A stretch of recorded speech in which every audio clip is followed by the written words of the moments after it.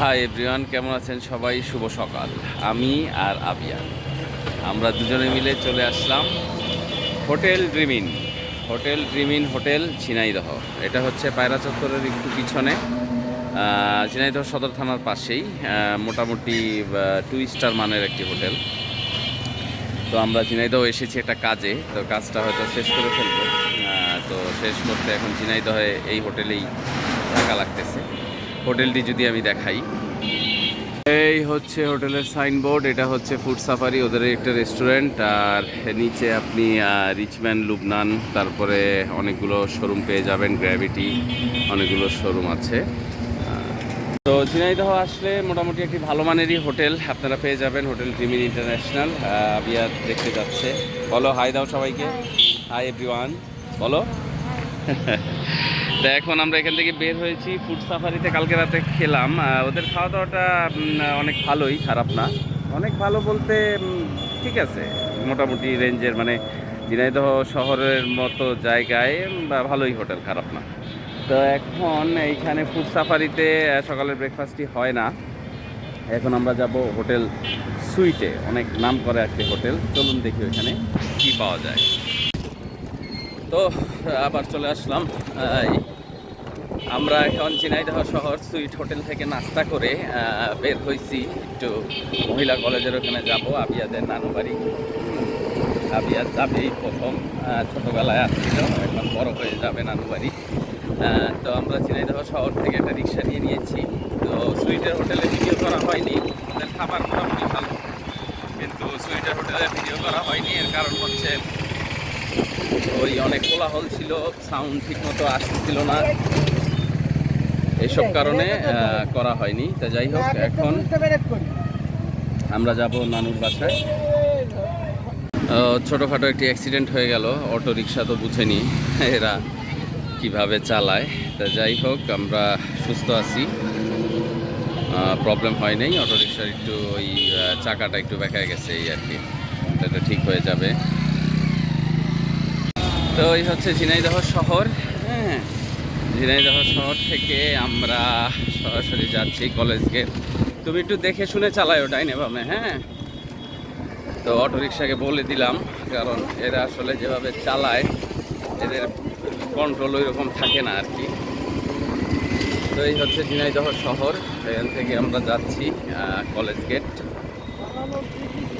তো প্রিয় দর্শক, ঝিনাইদহ শহরে তো আমি আছি, ঘুরতে চলে আসলাম নবগঙ্গা নদীর পাড়ে। তো এইখানে আসার পরে ছেলেপেলেরা খেলতেছে ছোট একটা জায়গায়। আবিয়াদ আবার এই যে খাসি দেখে ও আবার এখানে আসছে, ওই ছাগলদেরকে একটু ধরবে, এদেরকে দেখবে, এই জন্য এখানে দাঁড়ায় আছি। তো কিছুক্ষণ পর আপনাদের পুরোটা জায়গাটা দেখানোর চেষ্টা করব আর কি। তো প্রিয় দর্শক, যেমনটা দেখতে পাচ্ছেন, এখানে এলাকার কিছু ছেলেপেলে নবগঙ্গা নদীর পাড়ে ফুটবল খেলতেছে। এটা হচ্ছে নবগঙ্গা নদীর পাড়, ওই পাশটায়। আর হচ্ছে এটা পুরান ব্রিজ বলে, ওই পাশে আর একটা নতুন ব্রিজ হয়েছে নদীর এই পাশে, দূর থেকে দেখা যায় কিনা। এটা হচ্ছে পুরান ব্রিজ, আর ওই যে ব্রিজের নিচে দেখেন, ওটা হচ্ছে নতুন ব্রিজ। তো আমরা নতুন ব্রিজে আসছি। তো আসলে গ্রামে বা মফস্বলে থাকার এই এক সুবিধা যে খেলাধুলার অনেক অপশন পাওয়া যায়, সব কিছুই সুন্দরভাবে পাওয়া যায়, প্রকৃতির পরিবেশে বড় হওয়া যায়। ঢাকার ভিতরে তো আসলে এমন সুন্দর পরিবেশ পাওয়া খুবই দুষ্কর একটা ব্যাপার স্যাপার। তো যাই হোক, নবগঙ্গা নদীর পাড়ে একটা ছোট বাগান আছে। কে গাছ লাগাইছে বা কার বাগান আমরা আসলে জানি না, তবে অনেকই সুন্দর। হ্যাঁ, তো এই হচ্ছে ব্যাপার বন্ধুরা। ওই যে আবিয়াদ এখনও ছাগলের পিছনেই লেগে রয়েছে। তাই হচ্ছে বিষয় বন্ধুরা। আরও সামনে যাব আমরা কিছুক্ষণ পরে। তো বন্ধুরা, নবগঙ্গা নদী দেখে ওইখানের প্রাকৃতিক দৃশ্য উপভোগ করে আমরা এখন এর পাশেই, নবগঙ্গা নদীর ব্রিজের ঠিক পাশেই রিভার গার্ডেন ক্যাফে, এই ক্যাফেতে চলে আসলাম। ক্যাফেটা দেখতে খুব সুন্দর, এই যে আবিয়াদ খুব খুশি। ক্যাফেটা দেখতে খুব সুন্দর, প্রাকৃতিক পরিবেশের মতোই সুন্দর অনেকটা। সরি, একটা পোকা আমাকে ডিস্টার্ব করতেছিল। তাই যাই হোক, তো আমরা চলেন দেখি ভিতরে আমাদের জন্য কি অপেক্ষা করতেছে। দেখা যাক। তো রিভার গার্ডেন ক্যাফেতে চলে আসলাম, ছোট একটু জায়গার ভিতরে সুন্দর করেই ওরা পরিবেশটা সাজিয়েছে, একদম ব্রিজের নিচেই। আবিয়া চলে আসলো দোলনা করতে। তো এখানে মোটামুটি আমাদের ওই যে আমি ওইভাবে তুলনা করছি না, বাট থিমটা হচ্ছে কক্সবাজারের অলরেডি মারমেইডের মতো অনেকটা, কিন্তু জায়গা ছোট হওয়ার কারণে ওইভাবে ওরা সাজাইতে পারে নাই। তবে ভবিষ্যতে মানে এটা আরও সুন্দর হওয়ার পরিকল্পনা আছে, আমি ওনারের সাথে কথা বলেছি এখানকার। তো এই হচ্ছে পুরোপুরি দৃশ্য।